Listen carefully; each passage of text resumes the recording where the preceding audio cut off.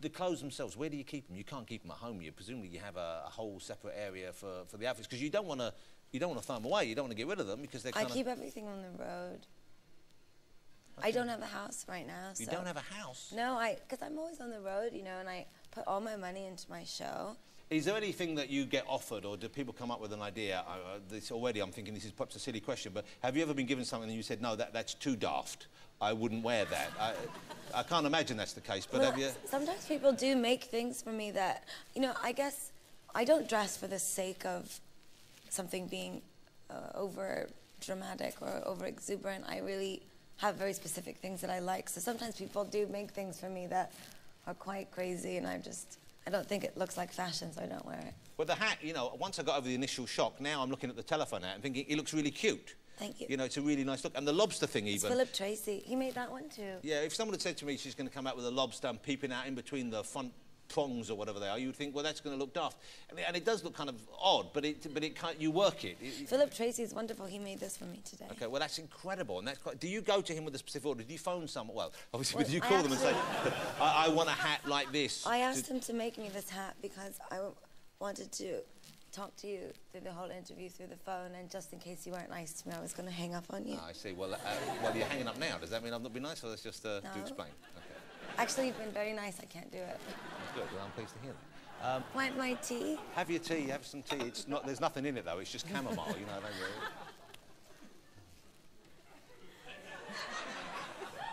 It's interesting, I think, that you're talking about no one inspiring you, but you are now inspiring, I would have thought, the tens of thousands, hundreds of thousands of people to maybe be a bit bolder, to be a bit brasher, to be a bit more adventurous out there. And that must be, I would have thought, what a thrilling thing, because you were inspired and now you in turn can inspire others. Well, you know, in reality, I can't really expect everyone to dress like me, and I actually don't at all. Yeah. That's not really what it's about. It's about be whoever you want to be.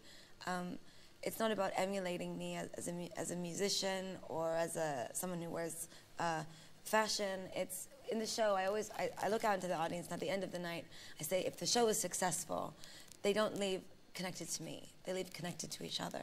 They've found a bond between one. I mean, you know, from going to see bands when you were younger. Yeah. It's like you show up and you go and you feel like you're a part of something. Yeah, you feel part of a gang. And in a way, if someone is kind of a very individual performer that way, who not everyone necessarily gets, not everyone understands, you feel closer because of that. You feel like you're really part of a kind of... and I truly was, and I still am in some ways, you know, an outcast from the music industry, because what I do is so different, and I don't really have any friends in the music business. None at all. That's a very... And that's really why, you know, it's when you bring up... When you bring up people in Britain who are in fashion, they have been the ones that have really been my friends and who have said, there is a place for you in the avant-garde world and we love you, and in that way I felt like I had a place to belong. I get the feeling from you saying that. Did you feel surprised that people in the music industry didn't warm to you then? Didn't immediately get you, didn't like you, in the same way that fashion people I didn't really care. I was just very excited that I had a record out, and today, actually, to answer your question about the fashion overshadowing the music, we just went diamond worldwide. The album has sold 10 million records, so... I didn't even know you could go diamond. Yeah. Diamond sounds incredible. Is that more than platinum or what is that? I don't understand. Yeah, it's more than platinum. More than platinum? I didn't know you could go more than platinum. It's exciting. I feel so blessed. But in that way, I guess it's sort of the testament to, especially in the age of piracy and how many people are not buying music anymore. Well, I think a lot of your fans buy the CDs to turn them into hats. Yes, they buy 4 and 5 copies, and they're so cute. They stand outside the hotel and they say, they come with, Lady Gaga, we love you, but we've been waiting for 10 hours. I have 5 CDs, and you must sign all of them. This one in red, and this one in blue, and this one in yellow. You can, I imagine, we've talked about you making the effort whenever possible, but you could sneak out kind of undercover in slobby clothes and they wouldn't know it was you. Listen, I promise you, first of all, I don't wear slobby clothes. I bet you, come on. Gaga. Listen, now for 1 second. Come on, you wake up in the middle of the night and you know, you've had a late night, you've been out, and just for the fumes from your audience, I understand, would probably be intoxicating. And then you want to just sneak out somewhere. You must have a pair of old sweatpants you pull on. A vest. If you're watching TV, have you been tempted by a slanket? Don't do that. No. Look, I'm imagining. Have a look at that. What do you think? Do you think you could? Don't you think that would? Doesn't that look? That's a slanket. That's horrible. It's not horrible. Actually, All right, it's a bit horrible. Something funny though. On the Monster Ball tour, we make these for the guys that rig my show, because they get cold sometimes in the arena, so we have little, we call them Snuggies. Snuggies, so they're walking around like all-in-one blanket suits. It says Monster Ball on the front. Wow, well, like, you have to send me one of those. But I don't wear, it's fine that I don't, do I have to dress that way? No. No. But I'm saying... It's all right to be different. It's fabulous to be different. Everyone who's watching. You know I'm not saying, but I'm thinking I would like to see, could you conceive of coming on here one time and just show us, maybe sneak out for a second at the end and wave, just wearing whatever you normally wear when you've fallen out of bed? I look impossibly fresh when I fall out of bed. But I would say this, that I would rather die than have my fans not see me in a pair of high heels. well... And that's showbiz. That's a mission statement. Let me ask you about, can I ask you about your personal life? Hello? Well, OK, I won't push it, but I was just curious as to whether or not there is, at the moment, a Lord GaGa.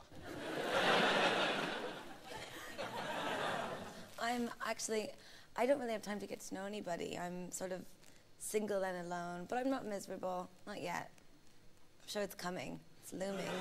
No, but I don't have time to get to know anybody on the road, and I am so busy, and nobody will put up with my craziness. I'm sure, come on, I'm sure there will be someone out. Jonathan, I just threw my last tour out the window and put a new show together in 2 weeks. But if you are over here, whatever you do, don't marry a footballer, OK?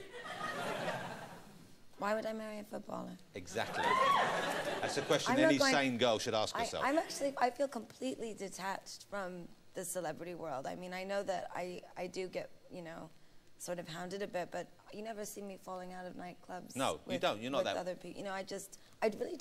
I really don't know anybody. I don't have any friends. You don't have any friends? Well, maybe we should hook I you have up with my some. friends. My friends are amazing. They're all backstage. Hold on. Michael's perked up there. Michael, don't get ahead of yourself. Who's over there? Let's have a look. Those are my friends. Oh, those are my friends. I love them so much. One in particular wants to show you just how big a friend he is there. That was like a friend dance he did there. No, they're actually all on tour with me. But GaGa, do people try and engage with you as a friend? I mean, do you have people come up to you, or do you just? I guess you're not seen out and about in normal places. People can't meet you. It's funny because I don't go out very much. I love people, but I don't love old people. You don't love old people? No, well, it's always, I'm just being realistic and honest, and I just feel very uncomfortable when I go to those really big, giant celebrity events, and people will walk right by me and not even look at me as if I'm not there. Well, they're scared of you. If you're wearing a lobster on your head, they're scared. They're a bit, you know what I mean? No, they're probably intimidated. Isn't it just nice to say hello? Yeah, well, they should say that. But, good morning. But I can't believe that. I think, because when I was at the Brits, everyone was excited you were there, and everyone wanted to talk to you. I didn't speak to anyone at the Brits. Shall I tell you why? Okay. Because, and obviously you need security around you, but I was hanging out the back and we were waiting to drive home, and I saw you getting out to your car, and obviously you had this big, huge meringue of hair on your head, which looked incredible, and you had a great effort, but you kind of had a lot of people around you to get you into the car and get you there, and it kind of looked like, it was a bit like, I imagine how it must have been to try and talk to an American president. You know what I mean? There was a lot of hustle and bustle and security around you. And I guess you have to have that because you're a very big character. Actually, it was probably just because my hat was very big and I couldn't get into the car alone. One thing before you go to perform, because are you going to get changed again to perform, or are you going to do it in this? Yes, I'm going to I thought you probably would get changed again, yeah. One fun thing, though, I've seen you've duetted with so many people recently. You've so many big talents. Anyone particularly you've got your eye on that you'd love to work with?